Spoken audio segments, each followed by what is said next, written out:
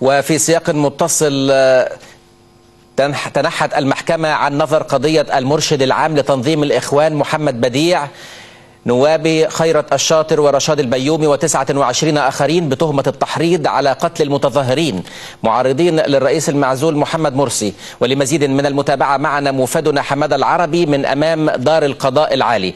حمادة، ما هي أسباب تنحي المحكمة عن نظر القضية وما هي الأجواء لديك بعد هذا الإعلان؟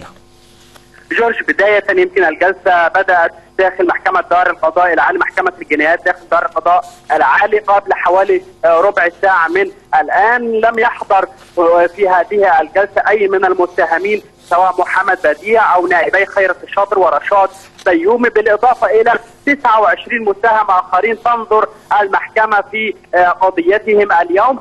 ما أن تواجدت المحكمة على المنصة وبدأ محامو المتهمين في طلباتهم، وكانت من ضمن هذه الطلبات انتفاء مبررات الحبس الاحتياطي، وبناء عليه يطالبون بالإفراج عن المتهمين. لكن المحكمة قاطعت المتهمين في يعني بداية كلامهم، وقالت أن هناك قرارا من المحكمة، وقام معالي المستشار محمد الأرموطي بتلاوة القرار، وهو تنحي هيئة المحكمة عن نظر الدعويين، الدعوة الخاصة بمرشد جماعة الإخوان المسلمين. ما هو سبب هذا التنحي محمد؟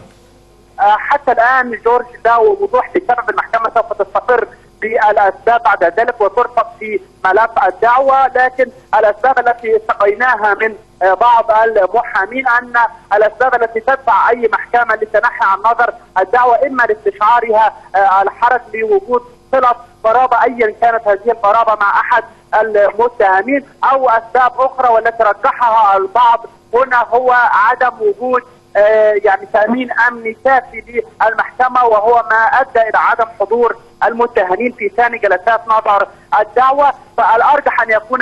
وماذا كانت ردود الأفعال حمادة حينما تنحت المحكمة عن هذه القضية؟ يمكن شوش ردود الأفعال جاءت مطمئنة لتنحي هيئة المحكمة. قالوا أن إذا كانت السبب الأمني أو أي أسباب أخرى تدفع القاضي للتنحي وقيامه بهذا القرار فهو يشكر على هذا القرار، وينتظر أن يكون هناك جلسة أخرى وتحديد دائرة أخرى تنظر هذه. شكرا حمادة العربي، موفد التلفزيون من أمام دار القضاء العالي.